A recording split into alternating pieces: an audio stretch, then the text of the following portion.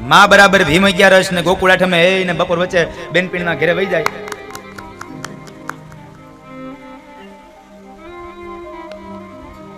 તો પછી દીકરો ફાર્મ હાઉસમાં વયો જાય, એમાં કઈ નવાઈ નથી સાહેબ. સાચું બોલજો, આમાં ભીમ 11 ની કેટલે લોકો રાહ જુઓ છો?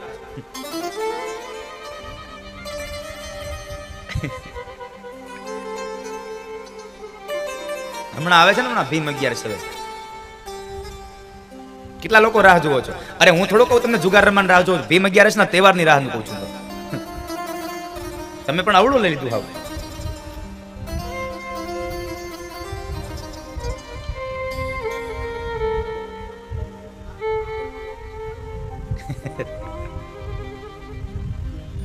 ક્યાંક ક્યાંક આપણે છે, હા આપણે ક્યાંક ક્યાંક હજી પડ્યું છે, મેં જોયું છે. સાવ નથી એવું નહીં. એક છોકરાને એની માએ ભણવા બેહાડ્યો. તમને કહું આ સંસ્કારની વાત. મામા સંસ્કાર હોય ને માની અંદર તો જ દીકરામાં આવે. હવે ધ્યાન રાખજો. છોકરાને ભણવા બેહાડ્યો, છોકરો 1 દી 2 દી ગયો, 8 દી થયા એટલે છોકરાને મા એની લેસન કરવા બેહાડે, પાટી પેન માગે, પાટી આપે, પેન નો આપે. 3-4 દિવસ પેન નો આપ્યા એટલે મા વિચારમાં કરી આ રોજ પેન ખોઈને આવતો હશે. એકવાર ખબર પડી ગઈ આ પેન ખોઈ ન આવતો, ખાઈને આવે છે. આ પેન ખાઈ જાય છે, આ વતરાણાને ખાઈ જાય છે. અને એ સમયે બરાબર માં જરાક મારી જેવી આકરા સ્વભાવની હશે એટલે માસ્તરનો વારો કાઢવાટું તૈયાર થઈ. બીજા દિવસે એક હાથમાં એને છોકરાનું બાવડું પકડ્યું અને એક હાથમાં છોકરાનું દફતર પકડ્યું અને ગામ વચ્ચે હળકતું ટીપણું નીકળ્યું. માસ્તર આવા છે, માસ્તર તેવા છે, માસ્તર ભણાવતા નથી, હરામનો પગાર લે છે, આવો છે, તેવું છે, ન બોલવાના શબ્દો બોલીને જાય છે. માસ્તર પાસે ગયા, માસ્તરને જેમ ફાવે ઉપાડ્યા હો. માસ્તર ચૂપ થઈ ગયા, કારણ એને ખબર હતી આ હળકતું ટીપણું છે અને આમાં જો હું બોલીશ અને શબ્દરૂપી આહુતિ પડશે તો વળી પાછું ભભૂકશે. માસ્તર ચૂપ રહ્યા.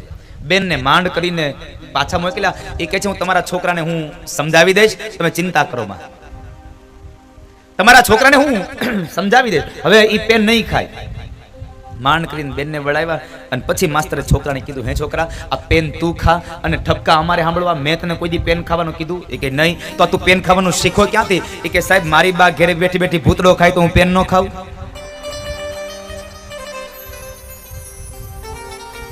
જેની માં ભૂતડા ખાય એના દીકરા પેન ખાય. મારો કહેવાનો ભાવાર્થ હાસ્યની સાથે છે કે જ્યાં સુધી તમારા અંદર સંસ્કાર નહીં હોય ત્યાં સુધી દીકરાઓમાં સંસ્કારની અપેક્ષા ન રાખવી કોઈ દિવસ.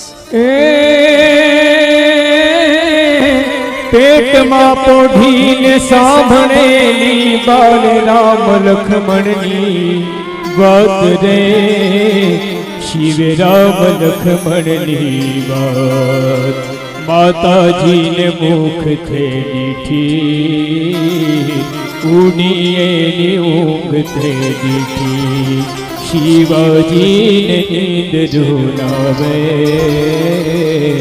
માતાજી જબાય ઝુલાવે. જ્યાં સુધી તમારી અંદર સંસ્કાર હશે ત્યાં સુધી તમારા દીકરાઓમાં સંસ્કાર આવશે.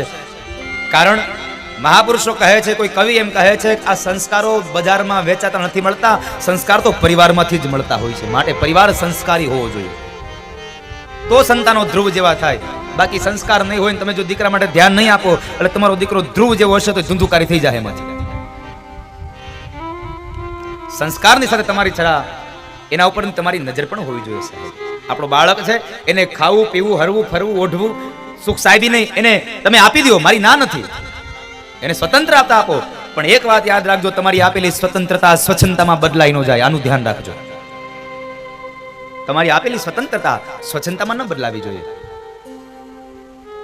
પણ થાય છે એવું કે અત્યારે આપેલી સ્વતંત્રતા હવે બાળકો સ્વચ્છંદતામાં અનુભવે છે ને એને પરિણમે છે. ગાડી આપી દે, મોબાઈલ આપી દે, પૈસા આપે એટલે ન કરવાના કામો કરે. ઘરેથી કહીને જાય હું સ્કૂલે જાઉં છું, કોલેજ જાઉં છું. કોલેજમાં જઈને જોઉં તો ખબર પડે હોય બગીચામાં, ગાર્ડનમાં જ હોય, ટોકીજમાં હોય. આની પાછળ જવાબદાર કોણ? આની પાછળ જવાબદાર એનો મા બાપ છે. સારી સ્કૂલમાં એડમિશન લઈ દેવાથી તમારા બાળકમાં સંસ્કાર નહીં આવે, પણ સારી સ્કૂલમાં એડમિશન લીધા પછી પણ એના ઉપર તમારી નજર હોવી આ બહુ મહત્વની વાત છે સાહેબ.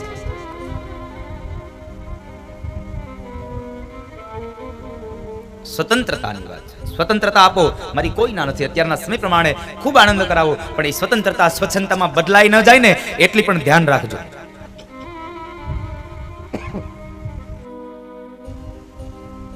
સ્વતંત્રતાને આપજો. ધ્રુવજી મહારાજ આવ્યા છે. ધ્રુવજી મહારાજ ત્યારબાદ ઉત્તાનપાદ રાજા સુનીતને સાથે લઈ અને તીર્થ ક્ષેત્રમાં ચાલ્યા ગયા છે. ધ્રુવજી મહારાજ રાજ કરે છે. ભગવાને શું કામ રાજા બનાવ્યો? તો કહે છે યથા રાજા તથા પ્રજા. જેવો રાજા હોય એવી પ્રજા થાય. યથા રાજા તથા પ્રજા, એટલા માટે એને રાજા બનાવ્યો. ત્યારબાદ ધ્રુવજી મહારાજનું શિશુમાર પ્રજાપતિની ભ્રમી નામની કન્યા સાથે લગ્ન થયા. 36,000 વર્ષનું રાજ્ય કર્યું અને એ રાજ્ય કર્યા પછી જ્યારે પોતાના ઉત્તરાધિકારીઓને રાજગાદી સોંપી દઈ અને પોતે જ્યારે જંગલમાં જાય છે, જંગલને કિનારેથી નીકળતા નીકળતા ગંગાના કિનારે ગયા. ઋષિકેશમાં જ્યાં સ્વર્ગાશ્રમ છે ત્યાં સ્વર્ગાશ્રમની અંદર જઈ અને જ્યારે બેઠા છે, પણ ભગવાનનું તપ કરવા જાય છે, પણ ગંગા ખળખળ વહે છે એટલે તપમાં ધ્યાન લાગ્યું નહીં. ધ્રુવજી મહારાજ ચાલતા થયા એટલે ગંગા પ્રગટ થયા અને કહે છે ભક્તરાજ ક્યાં જાઓ છો તમે? ક્યાં ચાલ્યા તમે? ગંગા, અહીંયા બહુ તારા વેણનો અવાજ આવે છે, માટે હું કોઈ અન્ય જગ્યાએ જઈ અને હું તપ કરું. મારું ધ્યાન અહીંયા તપમાં લાગતું નથી. ગંગાજી કહે છે ભક્તરાજ, તમારા જેવો ભગવાનનો ભક્ત જો મારો કિનારો છોડીને જાય ને તો મારું મહાત્મય ઘટી જાય.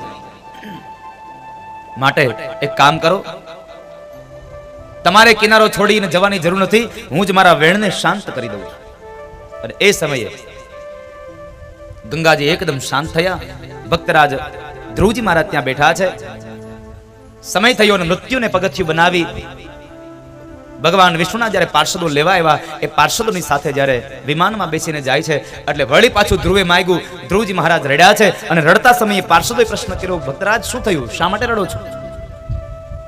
ત્યારે ધ્રુવજી બોલ્યા છે, મારી માને જો મુક્તિ ન મળી હોય તો મારે સ્વર્ગમાં આવવું નથી. માને મુક્તિ પહેલા અપાવી. અને ત્યારે ભક્તરાજને કહે છે, જુઓ ભક્તરાજ, આગળના વિમાનમાં તમે નજર કરો, તમારી માતા સુનીતિને લઈ અને ભગવાનના પાર્ષદો જાય છે. કારણ ધ્રુવ જેવો બાળક જેને મળે ને એના મા બાપને સ્વર્ગ જ મળે, એમાં કોઈ પણ પ્રકારનો સંશય નથી. સંસ્કારી દીકરો હોય તો એના મા બાપને સ્વર્ગ મળે, ધાર્મિક હોય તો એના મા બાપને સ્વર્ગ મળે, એમાં કોઈ સંશય નથી. બાકી ધુંધુકારી જેવો થાય તો સ્વર્ગ મળ્યું હોય ત્યાંથી ઉપાડીને વળી નરકમાં નાખે. પણ ધ્રુવ જેવો દીકરો મળે તો એ દીકરો આ દુનિયામાં મા બાપને સ્વર્ગની પ્રાપ્તિ કરાવે. આ ધ્રુવ ચરિત્રની કથા એમ બતાવે છે, 5 વર્ષનો ભગવાનને મેળવવા માટે થઈને બાળક નીકળી પડ્યો. બહુ મુખ્ય સંદેશો આપ્યો, ભગવાનની ભક્તિ કરવા માટે કોઈ પણ જાતની ઉંમર નથી હોતી સાહેબ. ભગવાનની ભક્તિ માટે ઉંમર ન હોય. ભગવાનની ભક્તિ માટે તો માત્ર ભાવ હોવો જોઈએ. ભાવ જાગે અને ભગવાનની ભક્તિ થાય. પણ આપણે તો મનમાં એક ઘરી ગયું છે, ગૌઠા થાવું ને તઈ હવે જાત્રા કરશું ને તઈ ભગવાનના નામ લેશું, અત્યારે કમાઈ લે. અરે ઘરડા થાશું કે નહીં કોને ખબર છે. બાળપણમાં ઘણો ફેર છે રે, કોને બાળપણ કહેવાય જો. બાળપણમાં ઘણો ફેર છે રે, કોને બાળપણ કહેવાય જો. બાળપણમાં ધ્રુવજીને હરી મળ્યા રે, એને બાળપણ કહેવાય જો. બાળપણમાં ધ્રુવજીને હરી મળ્યા રે, બાળપણ કહેવાય જો. બચપણમાં પ્રહલાદને નૃસિંહ મળ્યા રે, એને બચપણ કહેવાય જો. બચપણમાં પ્રહલાદને નૃસિંહ મળ્યા રે, બચપણ કહેવાય જો. બચપણમાં પ્રહલાદને નૃસિંહ મળ્યા છે. આપણે તો 80 વર્ષ વયા જાય તો કોઈ દી આપણને હારા સંત ન મળે. ઈશ્વરની પ્રાપ્તિ કરજો, ભગવાનના નામનો આશ્રય કરજો. આ કથા બતાવી અને અંતમાં ચતુર્થ સ્કંદમાં ભગવાન રાજા બનીને આવ્યા. ભગવાન પૃથુ રાજા બન્યા. શા માટે? તો કહે છે રાજાનો ધર્મ શું છે એ બતાવવા માટે ભગવાન પૃથુ બન્યા છે. ભગવાન રાજા બન્યા. રાજાનો મૂળ ધર્મ છે પ્રજાના સુખમાં સુખી થવું અને પ્રજાના દુઃખમાં દુઃખી થવું. આ રાજાનો મૂળ ધંધો એ મૂળ એનો ધ્યેય હોવો જોઈએ. આપણું થઈ જાય પછી પ્રજાનું જે થવું હોય તે થાય, એ રાજા યોગ્ય નથી. એટલા માટે ભગવાને રાજાનો ધર્મ બતાવવા માટે ભગવાન રાજા બન્યા છે. એ પૃથુચરિત્રની કથા બતાવી અને ત્યારબાદ મોક્ષ પ્રકરણની કથા બતાવી. પુરંજન આખ્યાન. પુરંજન એટલે જે જીવાત્મા ભગવાનથી જુદો પડ્યો છે એ પુરંજન છે. પુર અંજન છે એ પુરંજન આત્મા, એની કથા બતાવી અને ચતુર્થ સ્કંદની પૂર્ણાહુતિ કરી પંચમ સ્કંદમાં પ્રવેશ કરાવ્યો. અને પંચમ સ્કંદની કથામાં પ્રવેશ કરાવતા ભગવાન બાદરાયણ બોલ્યા છે. ભગવાન વેદવ્યાસ લખે છે, અહો અમીશા કિમ કારી શોભનમ પ્રસન્ન એશા સ્વિદુતમ સ્વયં હરિ યેર જન્મ લબ્ધ નૃષુવારતાજિરે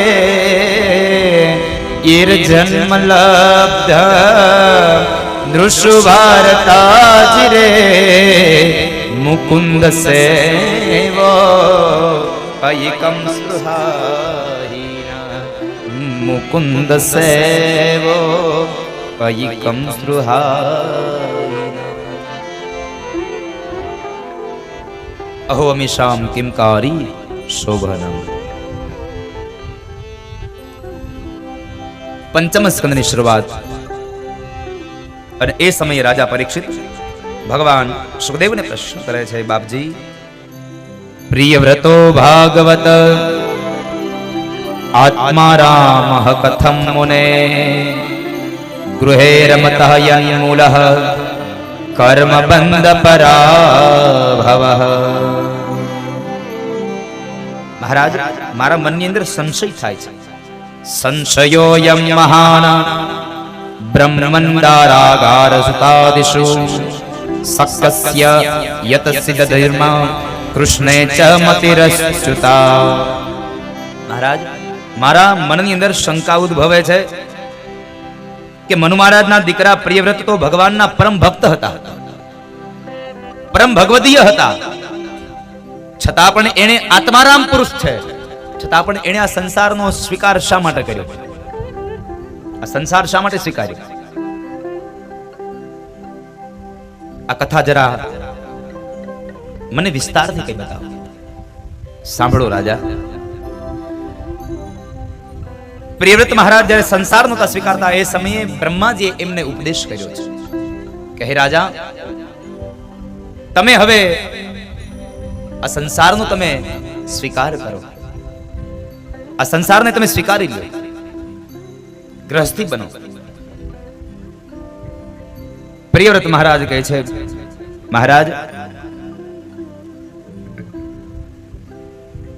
ગ્રહસ્થાશ્રમ તો એક કિલ્લો છે, એક બંધન છે, મારે બંધન નથી જોઈતું.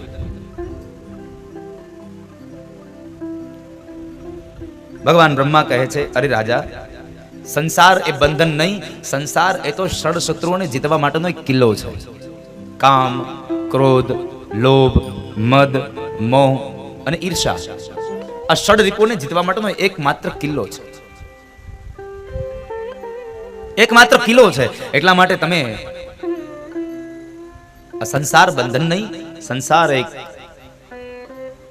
ષડ શત્રુને જીતવા માટેનો કિલ્લો છે, માટે તમે સંસારનો સ્વીકાર કરો. અરે તમે નજર તો કરો, આ દુનિયામાં મોટા મોટા ઋષિ મુનિઓ પણ સંસારી હતા. ગૌતમ, કરદમ, કશ્યપ, અત્રિ, આ બધા મહાપુરુષો, મહાઋષિઓ છે, છતાં પણ એ સંસારી હતા.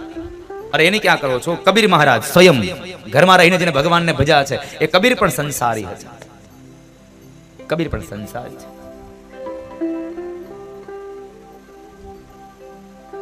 કબીર મહારાજ સંસારી થયા છે. સંસારમાં રહીને પણ ભગવાનને ભજી શકાય. સંસારને છોડી અને કદાચ ભગવાન નહીં મળે, પણ ઘરમાં રહીને પણ જો સંસાર છૂટી જાય તો ભગવાન મળી જાય. મેં ગઈકાલે એક વાત કરી હતી, ખબર છે? રાજા ભરતુહરીની 92 લાખ માળોનો ધણી રાજા ભરતુહરી છોડીને વયો ગયો. ખાલી ઘર મૂક્યું, મનમાંથી ઘર ન ગયું, મનમાં ઘર કરી ગયું. સાહેબ, ઘર ન ગયું. આ સંસારી જીવડો છે. પ્રિયવ્રત મહારાજને સમજાવ્યા એટલે પ્રિયવ્રત મહારાજે બ્રહ્માના કહેવાથી લગ્ન કર્યા અને એ સંસારની અંદર એ દાંપત્ય જીવનની અંદર એમને 10 દીકરાઓ થયા છે. એમાં 3 દીકરાઓ વિરક્ત રહ્યા, જેને સંસારનો સ્વીકાર ન કર્યો. 3 દીકરાઓ વિરક્ત રહ્યા અને ત્યારબાદ 7 જે દીકરાઓ છે એને એક એક દીપનું રાજ્ય આપ્યું છે. એમાં જંબુદીપના રાજા આગ્નિદ્ધ થયા. આગ્નિદ્ધ ત્યાં પૂર્વચેતી નામની અપ્સરાથી નાભી નામનો દીકરો થયો અને એ નાભીના લગ્ન મેરુની દીકરી મેરુપુત્રી સાથે થયા અને એમણે ભગવાનનું યજન કર્યું અને યજન દ્વારા એમને ત્યાં સ્વયં ભગવાન સાક્ષાત ઋષભદેવજી મહારાજ પધાર્યા. બોલીએ ઋષભદેવજી મહારાજ કી